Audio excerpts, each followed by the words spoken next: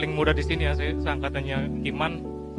Eh, Sebelumnya saya perkenalkan dulu, saya dulu memulai menjadi wartawan itu tahun 2004 ya di Media Indonesia, lalu pindah ke Metro TV 2009, pindah lagi ke TV One, dan semenjak 2010 saya ke Singapura sampai sekarang, jadi saya jadi wartawan Singapura. Nah cuman ini muda nih, jadi aduh gimana ya kalau gimana ya, gini saya mencoba untuk membahas ini banyak sekali. Mungkin saya mohon maaf kacamatanya mungkin dari kacamata ini ya, saya 12 tahun di Singapura. Mungkin kacamatanya mungkin dari kacamata orang-orang yang ada di luar negeri yang harus tahu bahwa pers Indonesia itu tidak boleh sama sekali diremehkan oleh luar negeri. Saya bekerja di Singapura 12 tahun. Awalnya itu mereka sangat meremehkan kami orang-orang Indonesia, Melayu ya. Saya juga orang Melayu. Malay people, it cannot see a blind thing because they are blind. They said like that, and I don't agree about that. Jadi saya nggak setuju dengan itu. Mereka menganggap bahwa kita itu buta, padahal nggak. Ini kalau saya lihat dari bukunya Pak Matua ini, Pak Akhir Matua ini menarik sekali karena ternyata ini juga sebagai ini ya. Ini karena lagi live di YouTube ini. I hope you people see me in this channel in Jakarta YouTube. They said that zaman VOC itu sebetulnya Indonesia sudah punya kegiatan pers. Itu dimulai dari Dag Register. Tahun 1924 itu Dag Register itu mengatakan, di buku itu dikatakan bahwa kita sudah dikenalkan oleh pers ketika Indonesia itu ketika dimasuki oleh VOC kan. Dari situ berarti kan tidak mungkin lah kita ada orang asing masuk, lalu ada pencatatan kegiatan penting di Dag Register itu, terus kita diam aja, nggak mungkin. Pasti ada yang sudah mempelajari pers. Jadi sebetulnya Indonesia itu sudah masuk pers itu dari abad 16, abad ke-17 gitu. Nah, they don't know about it. Jadi mereka mungkin tidak tahu bahwa Indonesia itu kegiatan pers sudah terjadi semenjak 1624 ketika VOC Indonesia. Ini yang menarik. Lalu ini Dag Register itu ternyata berlangsung sampai 1803. Ini penting ini buat buat teman-teman anak-anak muda milenial yang jadi wartawan sekarang. Mereka memang kurang suka baca gitu. Makanya ini saya bedah di sini bahwa teman-teman ini loh, kita itu kegiatan pers kita itu udah semenjak abad ke-16-17 dan itu berlangsung lama sampai 1803, dari 1624 sampai 1803. Jadi teman-teman jangan berkecil hati kalau nanti kalian misalnya memutuskan untuk meloncat karir dari pers Indonesia ke pers luar negeri, misalnya ngelamar kemana. Katakan dengan lantang bahwa Indonesia itu persnya sudah semenjak abad belasan. Lalu 1744 ya kan, tadi dikatakan bahwa ada John Eastman Cousins itu menerbitkan Bataviace Novels gitu kan. Bataviace Novels itu kan itu jelas Bataviace Novels ya kan. Batavia bahasa berarti Betawi kan. Nah, itu tahun 17 tuh. Berarti kita tuh memang tidak mungkin diremehkan pers kita gitu. Nah, lalu sebelumnya memang sebelum Dag Register itu memang J.P. Kuhn ya, Jan Peterson Kuhn itu memprakarsai Memory der Novels tahun 1615. Cuman itu nggak tahu karena di sini dikatakan bahwa ini belum bisa disebut sebagai surat kabar resmi karena memang hanya dicetak 30 eksemplar kan gitu. Tapi ini merupakan torehan sejarah untuk pelajaran pers kita di Indonesia gitu. Nah, lalu di situ juga di Dag Register itu juga ada cerita tentang pembantaian orang-orang Cina tahun 1740. Artinya yang sudah dikorek, yang sudah diterima oleh orang Indonesia dalam pembelajaran pers itu udah sangat mendalam di situ. Nah, gitu. Lalu zaman VOC itu di zaman Hindia Belanda ya. Di zaman Hindia Belanda, dari VOC kita ke bahas ke Hindia Belanda.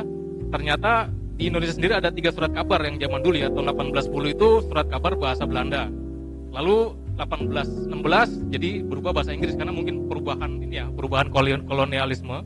Nah, lalu ada lagi Bataviace Koran. Jadi koran bahasa Belanda tapi Bataviace dan berubah menjadi Javace Koran. Nah, itu satu-satunya koran yang ada di Indonesia saat itu. Sehingga ini juga menarik di buku ini, teman-teman juga bisa membedakan antara delik pers dan polemik pers. Jadi ketika orang membaca berita, orang membaca surat kabar, itu pasti kan berbagai macam perspektif kan. Nah, kayak saya memperspektifkan diri sebagai misalnya sebagai orang Singapura yang ingin tahu sejarah pers Indonesia, tapi ada lagi yang perspektifnya lain lagi. Nah, itu masuk ke dalam polemik pers.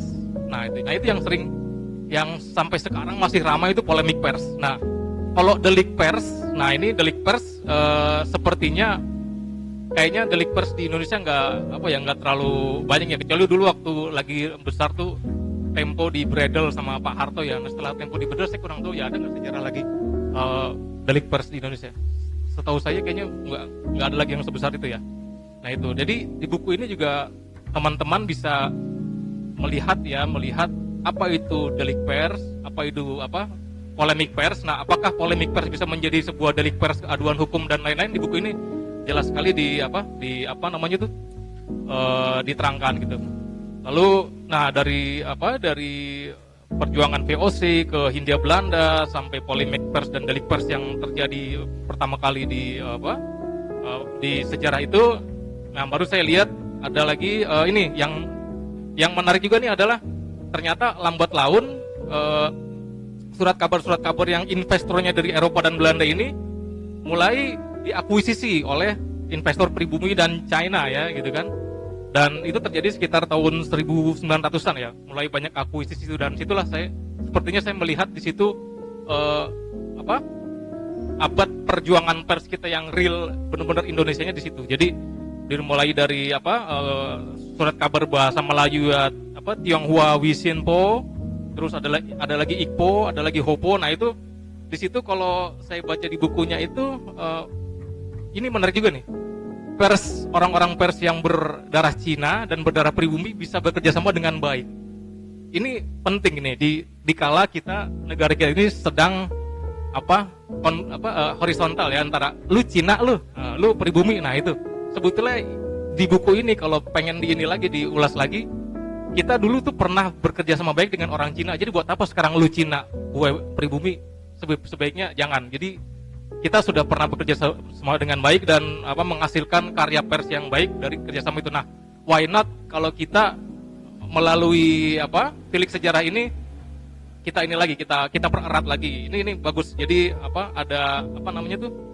ada upaya untuk mempererat lagi hubungan antara orang-orang kita yang ada di Indonesia ini, termasuk berbagai suku bangsa Cina, Indonesia, pribumi dan lain-lain. Nah, setelah itu saya melihat itu juga. Nah, ini mulai masuk ke Hari Pers Nasional itu dimulai tahun berapa gitu kan. Ternyata dibentuknya ketika Persatuan Wartawan Indonesia pertama kali dicetuskan ya. Jadi 9 Februari 1946 ya, itu hari lahirnya HPN hari lahirnya Pers Nasional itu seiring dengan dibentuknya PWI gitu kan. Nah, tapi pertama kali dicetuskannya ternyata setelah 28 tahun PWI Kongres. Jadi tahun 78 ya, ini berdasarkan buku ini. Pertama kali dicetuskannya Hari Pers Nasional itu 1978 ya. Ini mudah-mudahan saya tidak salah, kalau salah tolong dikoreksi. Nah, jadi pers di Indonesia itu merupakan sarana bagi bumi putra untuk pribumi kita untuk dapat informasi sekaligus ya surat kabar untuk membela perjuangan rakyat. Ini penting sekali gitu. Nah, memang beberapa ada catatan yang saya lihat di buku ini, yang ini hanya masukan saja dari saya sebagai anak muda yang belum banyak ngerti apa-apa, cuman minta tolong nanti kalau ada edisi revisi coba dibikin jadi lebih storytelling gitu, jadi supaya lebih storytelling, lebih berkisah gitu. Kalau narasinya saya rasa menarik, cuman kalau dikasih storytelling lebih menarik lagi gitu. Nah, lalu di situ ada lagi dikatakan bahwa saat ini narasi dibangun sebebas-bebasnya, tapi sayangnya melupakan fakta dan sejarah. Nah, ini poinnya yang sejarah pers yang menuju saat ini ya. Oh ya, jadi itu aja. Menurut saya yang penting kita harus jangan melupakan fakta dan sejarah. Terima kasih.